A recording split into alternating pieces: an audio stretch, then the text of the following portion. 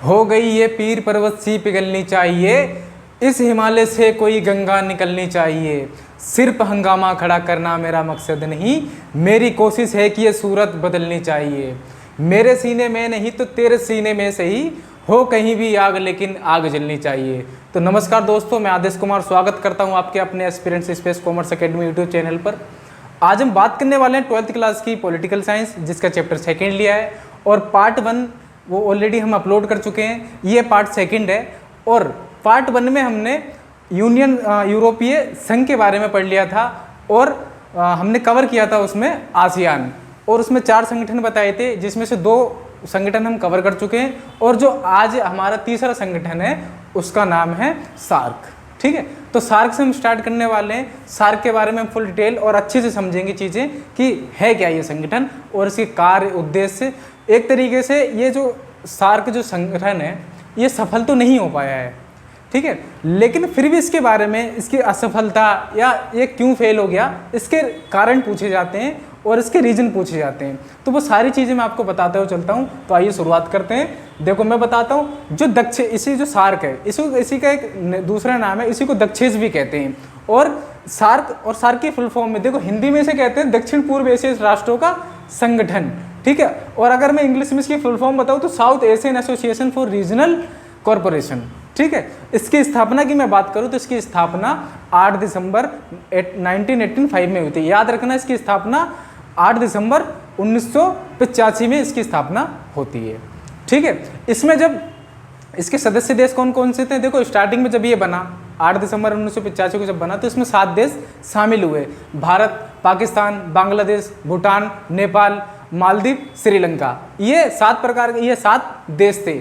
इसके बाद में कुछ दिनों के बाद इसमें एक देश और ऐड हुआ जिसका नाम है अफगानिस्तान, ठीक है। तो ये टोटल मिला के 8 देश इसमें शामिल हुए, ठीक है। ये मैंने बता दिया। फिर और इसका अगर मैं बात करूँ हेडक्वार्टर, वो पूछ सकता है 1 नंबर में कि इसका हेडक्वार्टर कहाँ है, सार्क का हेडक्वार्टर कहाँ है, तो वो है काठमांडू। काठमांडू कहाँ पे स्थित है, ये अभी नेपाल में स्थित है, ठीक है। तो यहाँ तक के लिए बस इतना ही। अब हम समझने वाले हैं आसियान के उद्देश्य।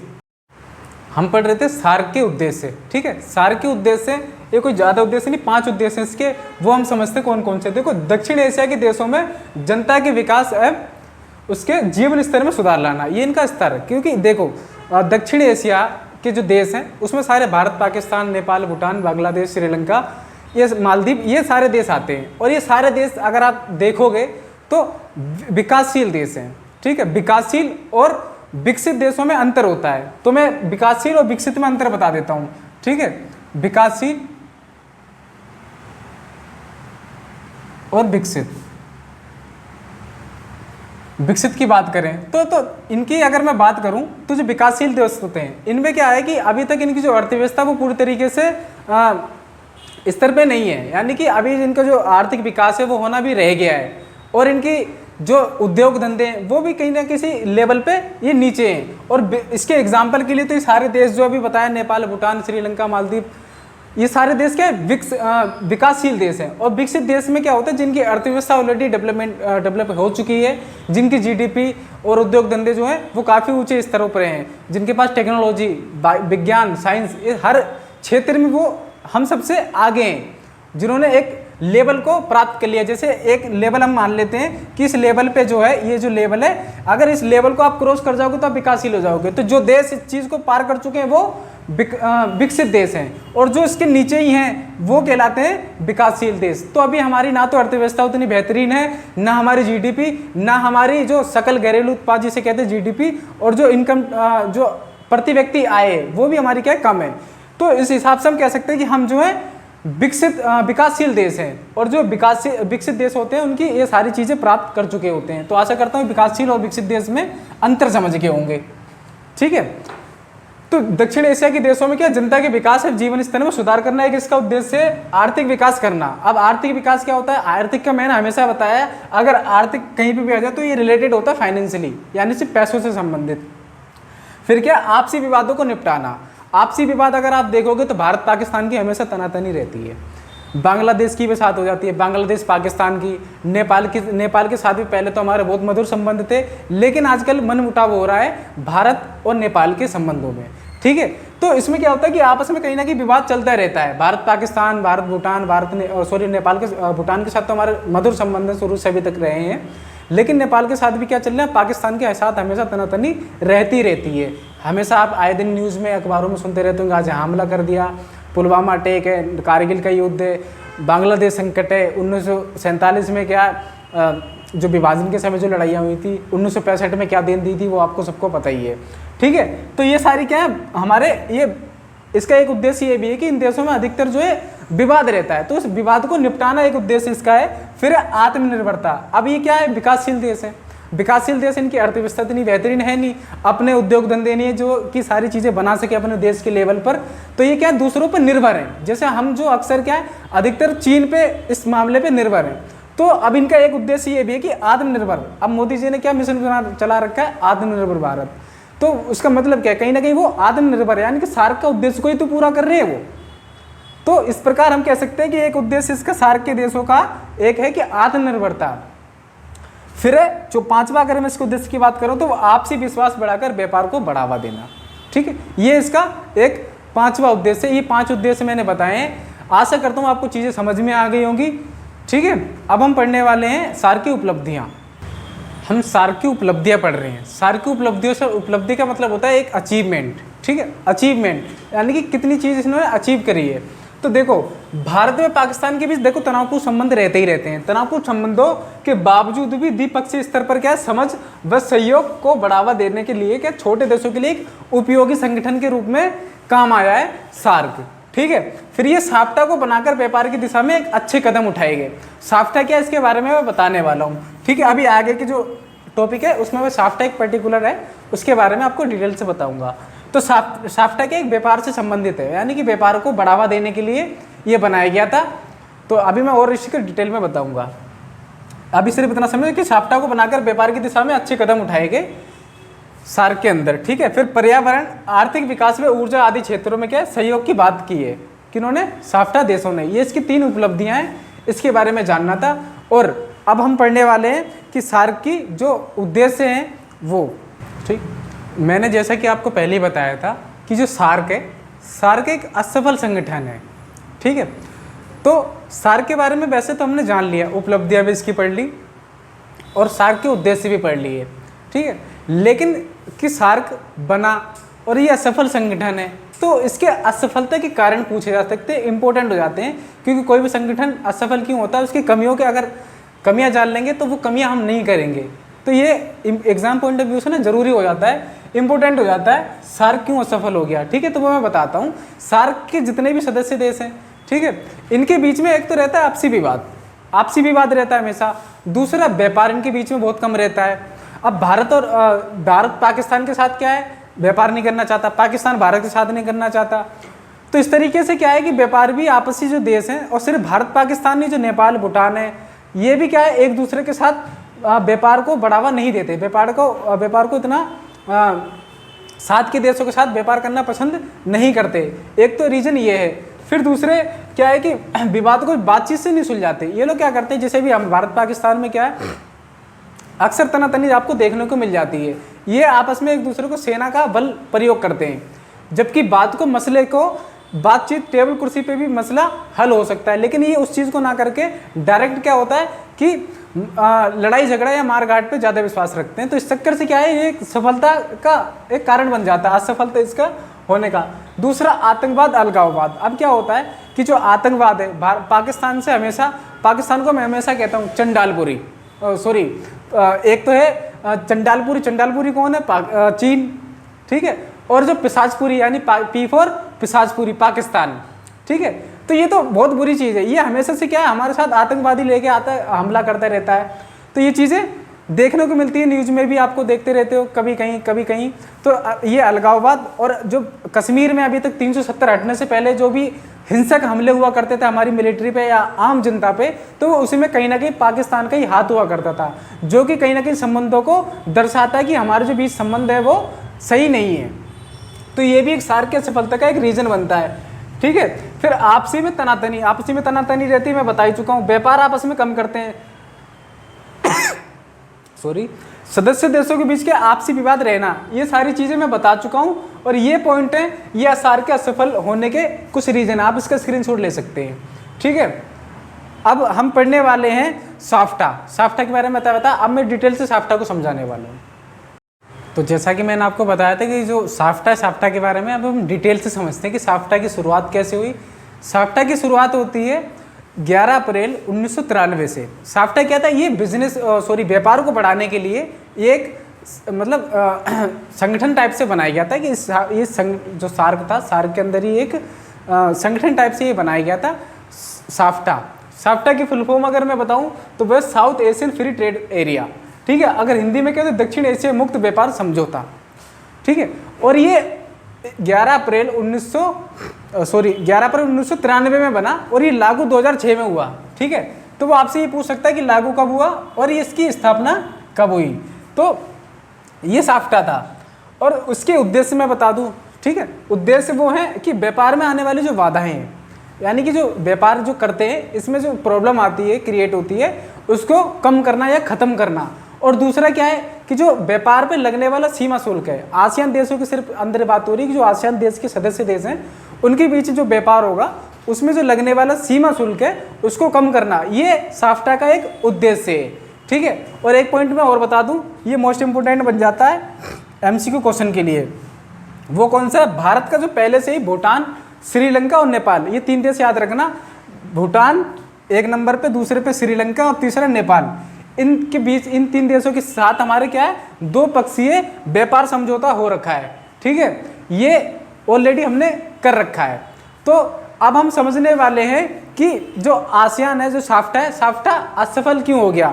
तो देखो साफ्टा असफल होने का रीज़न मैं ऐसे ही बता देता हूँ, लिखने की कोई ज़रूरत नहीं, आप समझ सकते हैं कि जो इनके देशों के बीच में क्या, एक तो आपसी तनातनी रहती है, दूसरा भारत ने साफ्टा को कई सारे देशों ने, भारत, पाकिस्तान, नेपाल, भूटान, मालदीव, श्रीलंका के देशों ने मिलकर साफ्टा का निर्माण किया। ठीक है, 1993 में।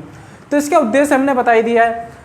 फिर ये इसका जो इसके बाकी के देश हैं, जैसे नेपाल हो गया, पाकिस्तान हो गया, और जो बाकी के जो देश हैं, इनका ये मानना है कि साफ्टा की ओट लेकर भारत कहीं ना कहीं इनके जो बाजार हैं, जो इनका व्यापार है, इनके बाजारों में सेंध मारना चाहता है, यानी कि वो अपना दबदबा कायम करना चाहता है। ये इनका मानना है कि जो बाकी के देश हैं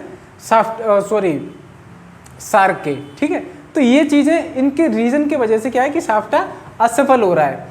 तो अब हम जो पढ़ने वाले, हमने सार्क के बारे में अच्छे से समझ लिया। अब जो हमारा नेक्स्ट संगठन है और जिसका नाम है, चौथा संगठन है, उसका नाम है ब्रिक्स। ठीक है, ब्रिक्स के बारे में हम और अच्छे से समझते हैं।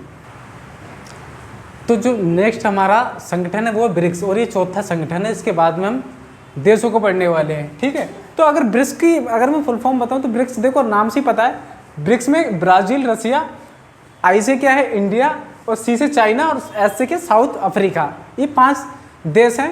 पहले इसका नाम ब्रिक हुआ करता था, लेकिन बाद में 2009 में क्या साउथ अफ्रीका भी, दक्षिण अफ्रीका भी शामिल हो गया, फिर इसका पूरा नाम पड़ गया ब्रिक्स। ठीक है, अब इसकी डिटेल में समझते थे। पहले 4 देश शामिल हुए थे इसमें, ब्राज़ील, रसिया, इंडिया और चाइना, ये 4 देश थे। बाद में फिर साउथ अफ्रीका, तभी ब्रिक्स बना। टोटल 10 सदस्य देश कितने बन गए, बाद में अफ्रीका जुड़ने के बाद 5 सदस्य देश बन गए। इसका जो पहला सम्मेलन 2009 में हुआ था। देखो मैं इसको बताता हूँ, 2006 में इसको बनने की शुरुआत की गई कि हम ब्रिक्स जैसा कोई संगठन बनाएंगे और इस तरीके से काम करेंगे। लेकिन पूरी तरीके से बन के रेडी कब हुआ, 2009 में सम्मेलन होता है, उसमें पूरी तरीके से बन के तैयार होता है, और उसी में क्या साउथ अफ्रीका भी इसमें जुड़ जाता है। ठीक है, और जो ब्रिक्स का जो, अब इसके बारे में समझते हैं। 2009 में इसका पहला सम्मेलन हुआ, इस तरीके से इसकी स्थापना होती है 2009 में पूरी तरीके से। ठीक है, जो ब्रिक्स है ये उभरती अर्थव्यवस्था वाले देश हैं। ठीक है, अब इसके जितने भी देश हैं, ब्राज़ील हो गया, रसिया हो गया, चीन हो गया, इंडिया हो गया, तो ये सारे देश क्या है, साउथ अफ्रीका भी क्या है, एक उभरती अर्थव्यवस्था वाले देश है। और ये सारे क्या है, इनकी जीडीपी और ये विकास करने वाले देश हैं, इनकी उभरती अर्थव्यवस्था, इनकी हर मामले में आगे बढ़ रहे हैं।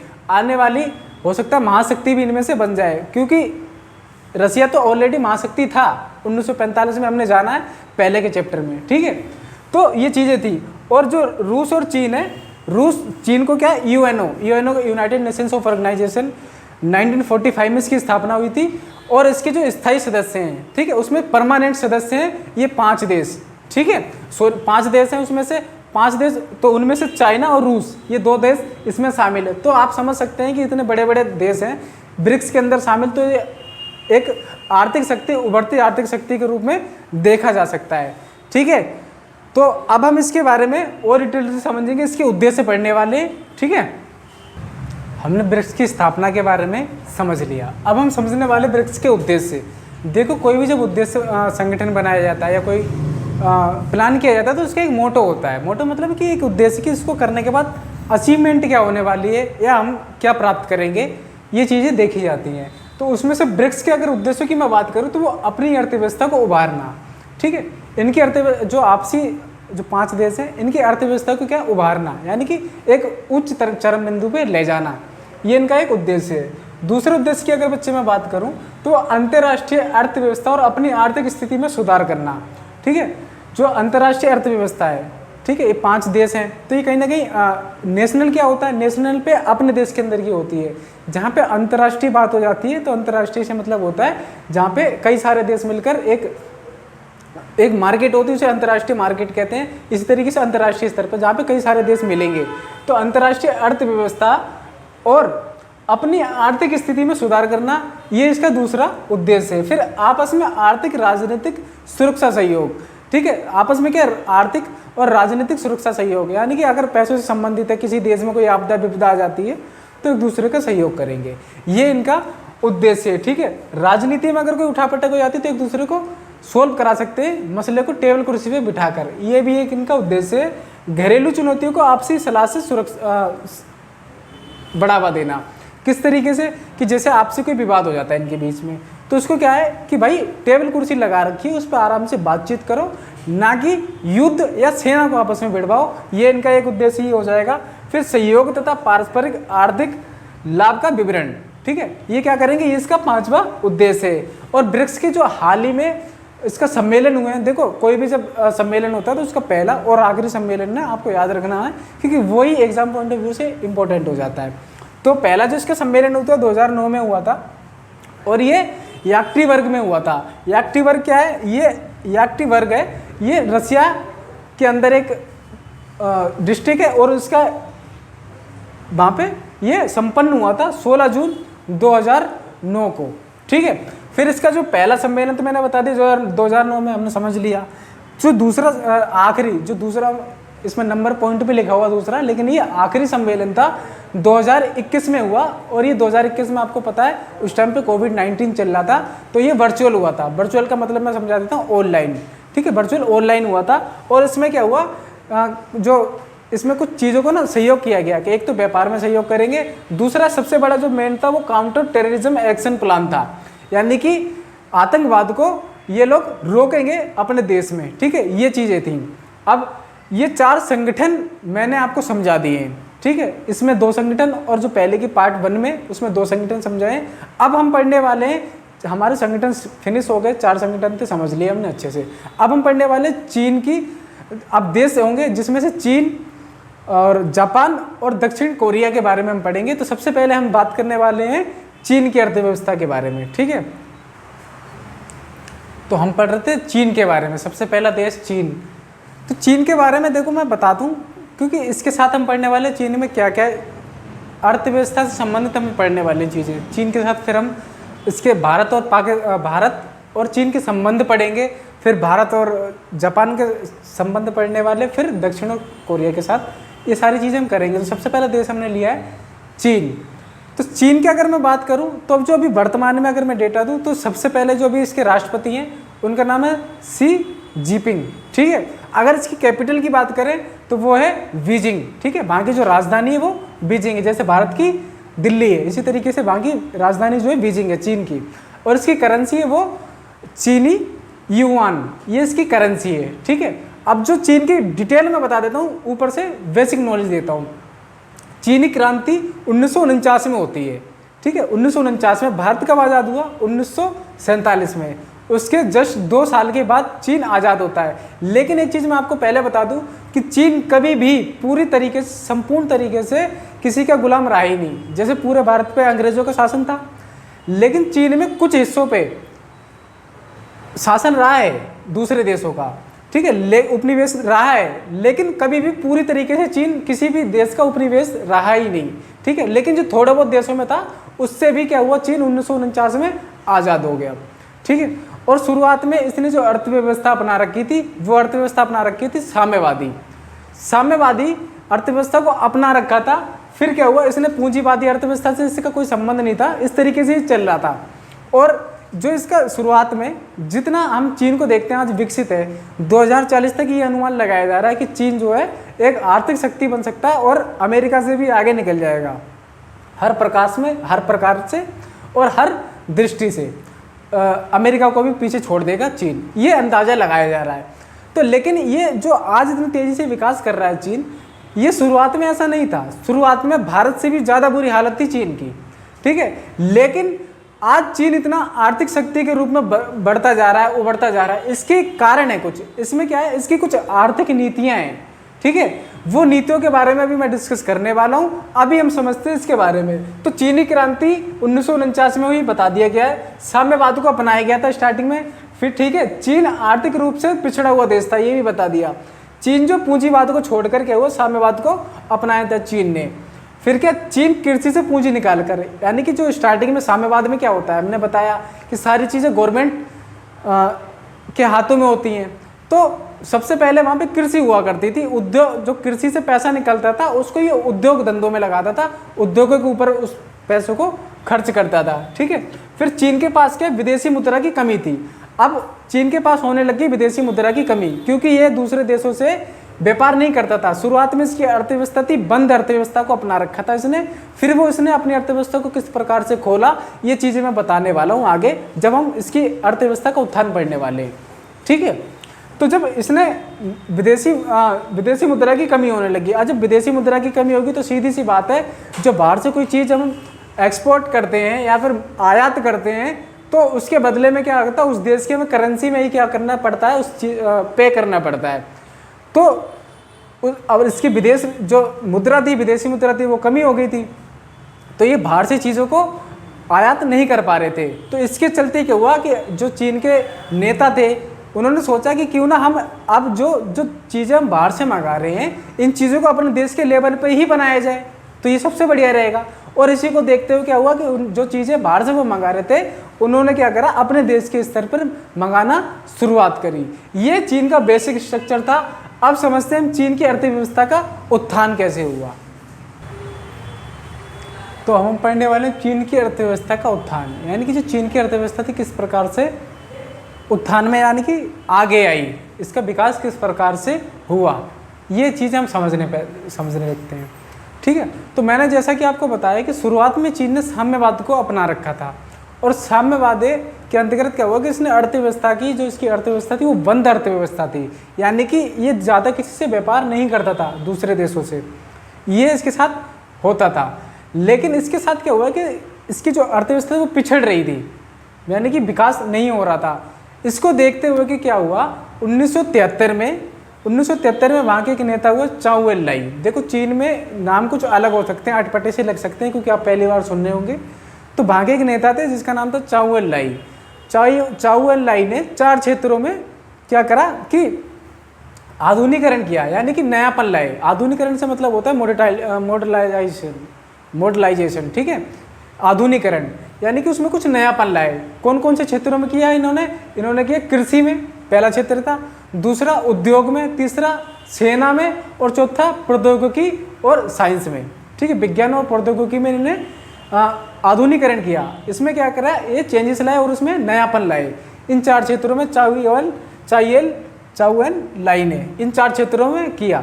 फिर 1978 में देंग शाओपिंग नाम के एक नेता हुए। उन्होंने क्या करा कि खुले द्वार की नीति अपनाई। खुले द्वार की नीति में क्या था कि जो अर्थव्यवस्था जो अब तक बंद चली आ रही थी, उसको क्या हुआ कि इन्होंने अब खुली व्यापार यानी कि मुक्त व्यापार व्यवस्था लाए। उससे क्या हुआ कि अब ये जो देश दूसरे देशों के साथ भी क्या करेंगे, व्यापार करेंगे। और चीन की जो अर्थव्यवस्था विकसित हुई है उसका कहीं ना कहीं रीज़न यही है कि वैश्वीकरण, या ये कह सकते हैं कि इनकी अर्थव्यवस्था का खुलापन। जब इन्होंने दूसरे देशों के साथ व्यापार करना शुरू किया उसके बाद ही क्या करा, अर्थव्यवस्था इनकी गति में आई। तो ये चीज़ें थी। तो अब शुरू से समझते हैं 1978 में चीन ने क्या मुक्त द्वार की नीति अपनाई, बता दिया। और इसे किसने अपनाया था? देंग सियाओपिंग। ठीक है, ये इनका नाम था, देंग सियाओपिंग। इनके नाम थोड़े अटपटे लिख सकते हैं, लेकिन आप बार बार जब इनका पढ़ेंगे समझेंगे तो आपको याद हो जाएंगे। देंग सियाओपिंग ने 1978 में अपनाई। इसके बाद क्या हुआ कि चीन की आर्थिक विकास जो था तेजी से होने लगा था। ठीक है, और 1973 में चाउ एन-लाई ने क्या करा, 4 क्षेत्रों में आधुनिकीकरण, कृषि, उद्योग, सेना, विज्ञान और प्रौद्योगिकी में बता दिया। और ऐसा भी अनुमान लगाया जाता है कि यानी कि ऐसा माना जाता है कि 2040 तक क्या है कि जो चीन है ये अमेरिका से भी आगे निकल जाएगा विकास के मामले में। फिर चीन ने क्या हुआ, अर्थव्यवस्था को चरणबद्ध ढंग से खोला। चरणबद्ध ढंग से खोलने के क्या अर्थ है कि इसने स्टेप बाय स्टेप खोला। ऐसा नहीं कि साम्यवाद को छोड़कर डायरेक्ट सारी चीज़ें निजीकरण कर दी, प्राइवेटाइजेशन को अपना लिया, ऐसा नहीं है। पूंजीवाद को इसने फॉलो तो किया लेकिन चरणबद्ध ढंग से। इसने सबसे पहले 1982 में क्या करा, कृषि को, जो कृषि क्षेत्र था उसको प्राइवेट किया। फिर वेट किया, इंतजार किया। इंतजार करने के बाद 1998 में फिर इसने क्या करा, उद्योगों का निजीकरण किया। इस प्रकार से इसने अर्थव्यवस्था का प्राइवेटाइजेशन किया, यानी कि अपनी अर्थव्यवस्था को चरणबद्ध ढंग से खोला। और धीरे धीरे क्या हुआ, इसका विकास होने लगा। और 2001 में क्या करा, जो UN अंतर्राष्ट्रीय सहयोग संगठन है, अंतर्राष्ट्रीय सहयोग संगठन में क्या है, तो इसकी स्थापना कब होती है? 1995। अंतर्राष्ट्रीय सहयोग, अंतर्राष्ट्रीय व्यापार संगठन, इसकी स्थापना कब होती है? 1995 में, अंतर्राष्ट्रीय व्यापार संगठन की। तो उसमें 2001 में क्या हुआ, चीन शामिल हो गया। तो ये चीन के बारे में था। नेक्स्ट पॉइंट चीन के संबंध के बारे में हम समझेंगे, और चीन बस यहीं से फिनिश हो जाएगा। चीन के बारे में बस इतना ही समझना था। ठीक है, आशा करता हूँ चीज़ें समझ में आ गई होंगी। तो अभी हमने चीन के बारे में समझा, चीन के बारे में पढ़ा और जाना। चीन की अर्थव्यवस्था का उत्थान किस प्रकार से हुआ, किस प्रकार से वहाँ पे आर्थिक नीति अपनाई गई जिससे कि उन्होंने अपना डेवलपमेंट किया। ठीक है, ये चीज़ें हमें पढ़नी थी। और अब हम पढ़ने वाले हैं चीन के संबंध, चीन और भारत के संबंध के बारे में।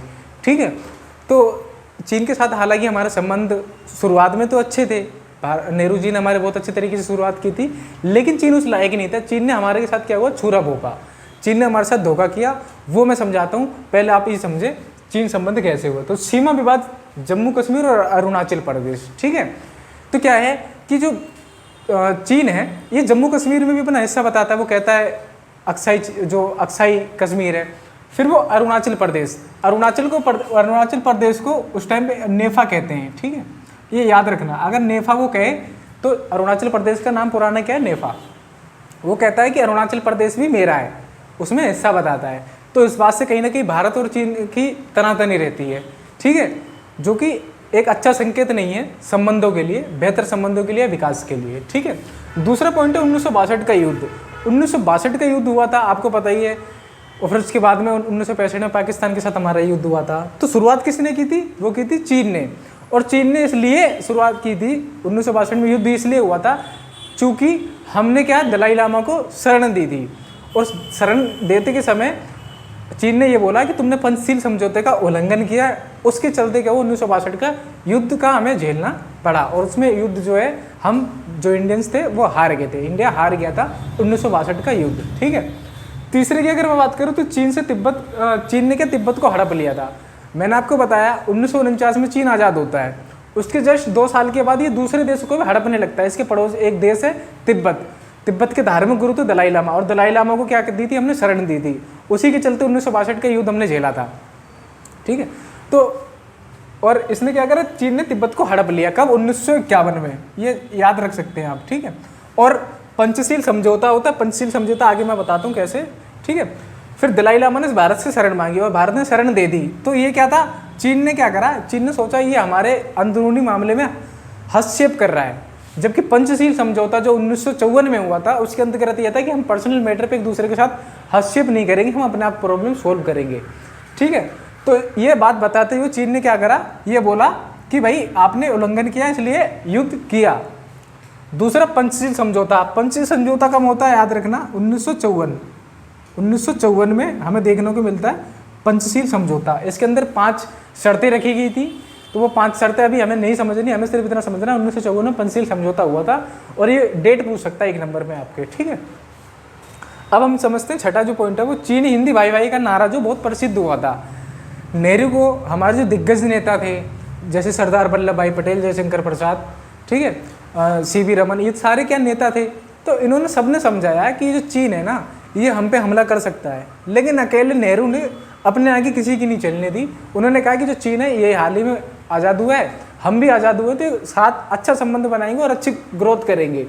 लेकिन हमें बदले में देखने को क्या मिला, 1962 का युद्ध, और हमारे जो क्षेत्र हैं जैसे अरुणाचल प्रदेश और कश्मीर, उसमें वो अपना हिस्सेदारी जताता है। तो ये चीज़ें थी जिससे कि हम ये पढ़ने के बाद समझ सकते हैं कि चीन के साथ हमारे संबंध बेटर नहीं है। और चीन सबसे बड़ी बात, अब तक हमें यूएनओ में वीटो पावर मिल चुकी होती है। हमारा चैप्टर है अंतर्राष्ट्रीय संगठन, ठीक है, जब उसमें पढ़ेंगे तो वीटो पावर के बारे में पढ़ेंगे, तो वीटो पावर अब तक इंडिया को मिल चुकी होती, लेकिन सिर्फ और सिर्फ चीन की वजह से हमें नहीं मिलती, क्योंकि जब भी हम वीटो पावर की बात करते हैं चीन हमेशा स्टैंप लगा के मना कर देता है, और वो 5 वीटो पावर 5 देशों के पास है, तो उनमें से एक चीन है, ठीक है। तो अभी समझते हैं हमने भारत चीन संबंध पढ़ लिया, अब हम पढ़ने वाले हैं जापान के बारे में, ठीक है। तो चीन के बारे में हमने अच्छे तरीके से समझ लिया, उसके संबंध भी पढ़ लिए। अब हम पढ़ने वाले हैं जापान के बारे में, ठीक है। तो जिस तरीके से जापान की अर्थव्यवस्था के बारे में पढ़ा वो हमें इसमें पढ़ने की ज़रूरत नहीं है। हम सिर्फ जापान और जो दक्षिण कोरिया, ये 2 देश रह रहे हैं, इसमें सिर्फ हम इसकी भौगोलिक स्थिति समझ लेंगे, किस तरीके से काम करता है और क्या इसकी स्थिति है, बस इतना ही समझना है। उसके बाद में संबंधों पे आएंगे डायरेक्ट हम, बस इतने से हमारा ये चैप्टर खत्म हो जाएगा। तो जापान के जो राष्ट्रपति हैं वहाँ पे, जो प्रधानमंत्री है वो उनका नाम है फूमियो किशिदा। वहाँ की अगर राजधानी की मैं बच्चे बात करूँ तो राजधानी टोक्यो, और करेंसी है जापानी येन, ठीक है। तो ये 3 पॉइंट याद रखना है, क्योंकि आजकल शॉर्ट क्वेश्चन एमसीक्यू बन रहे हैं, और एमसीक्यू में 1-1 नंबर के क्वेश्चन में ना ये चीज़ें पूछी जा सकती हैं।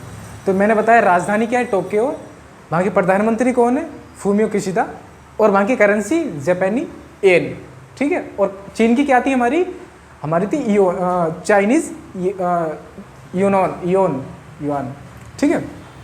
तो ये चीज़ें थी। अब हम समझने वाले हैं इसके स्थिति के बारे में। तो ये कहाँ पे, एशिया महाद्वीप में स्थित एक देश है, ठीक है, ये एशिया महाद्वीप में, और जो हमारा देश भारत है वो दक्षिण एशिया में पड़ता है, ठीक है। और जो इस देश का जो काफ़ी जो बड़ा हिस्सा भाग है वो पहाड़ी है, यानी कि इसकी जो स्थिति है वो पहाड़ी क्षेत्र में पड़ती है। और जो यहाँ 200 से अधिक क्या है, ज्वालामुखी हैं। सबसे ज़्यादा जो ज्वालामुखी अगर पाए जाते हैं तो वो जापान में, और कितने 200 पड़ते हैं, ठीक है। वो उस देश में 1 नंबर में इस तरीके से है कि कौन सा देश है जहाँ पे 200 से अधिक, तो आपको लिखना पड़ेगा जापान, ठीक है। और यहाँ पे जापान के जो पड़ोसी देश हैं वो दक्षिण कोरिया है, ठीक है। तो और जो नेक्स्ट देश हम पढ़ने वाले हैं वो दक्षिण कोरिया के बारे में हम पढ़ने वाले हैं। और ये जो देश है प्रौद्योगिकी में सबसे आगे है, अभी तक जो टेक्नोलॉजी में है वो सबसे ज़्यादा आगे कौन है, वो है हमारा जापान, ठीक है। और जापान जो यूएनओ में बजट में क्या 10% का योगदान देता है, ठीक है। ये योगदान काफ़ी बड़ा है मात्रा में, क्योंकि इंडिया जो योगदान देता है यूएनओ में वो 3% का देता है, 2 से 3% का, लेकिन जो जापान है 10% देता। तो आप हिसाब लगा सकते हैं कि जो जापान है वो काफ़ी अधिक मात्रा में बजट देता है यूएनओ के अंदर, ठीक है बच्चे।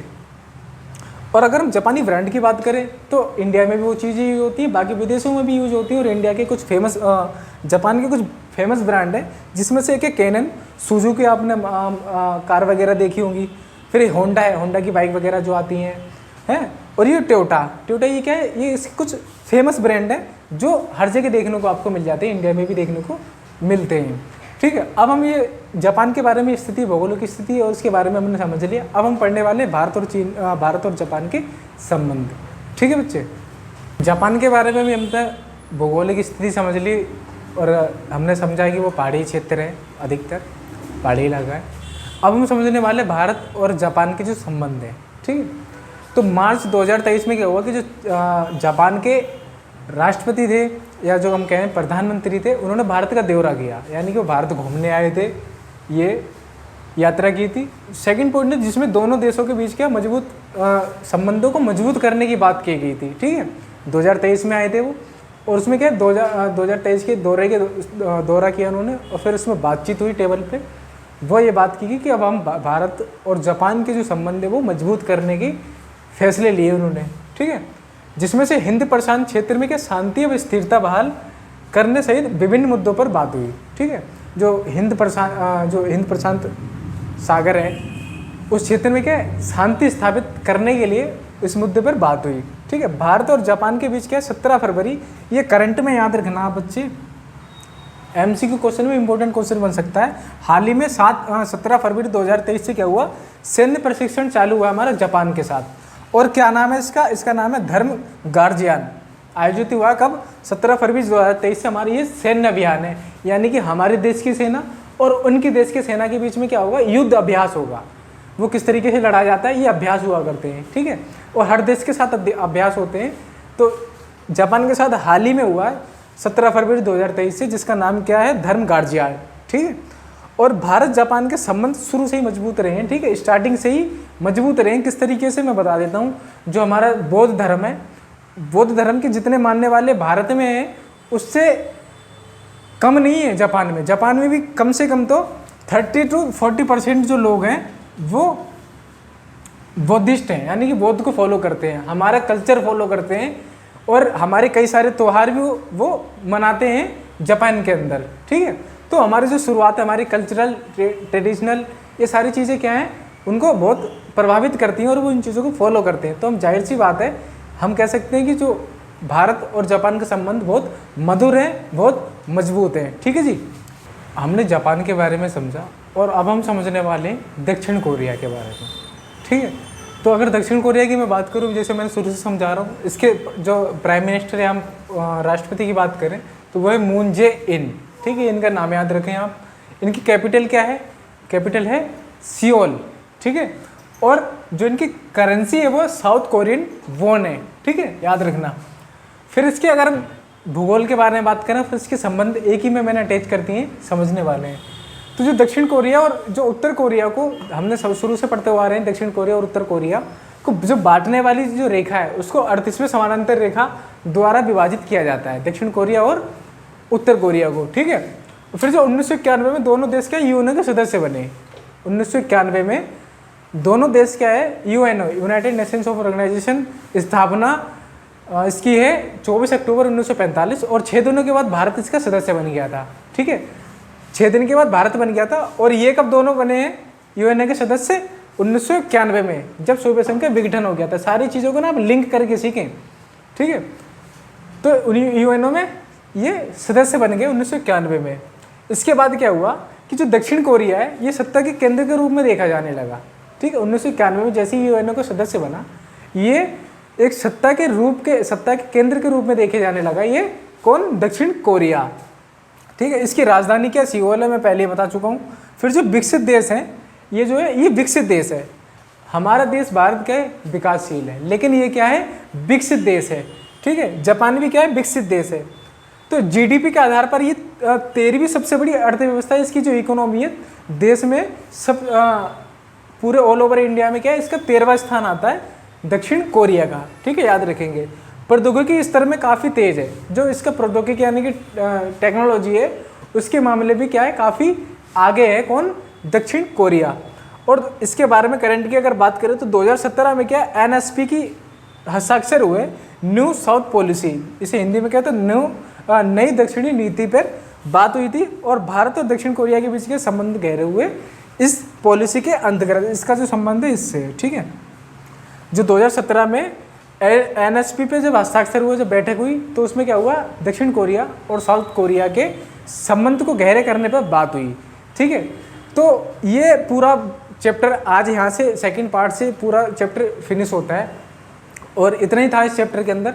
सारी इंपॉर्टेंट चीज़ें मैंने बता दी हैं, जितना कवर करना था मैंने करा दिया। इससे बाहर पेपर में नहीं आने वाला, आप इन पॉइंट्स को लिख सकते हैं और बाकायदा नोट्स में आप बनाकर लिखते रहिए। ठीक है, और वीडियो आपको पसंद आई हो तो आप लाइक करें, शेयर करें, चैनल को सब्सक्राइब करें। मिलते हैं नेक्स्ट वीडियो में नए चैप्टर के साथ। तब तक के लिए जय हिंद, जय भारत, वंदे मातरम।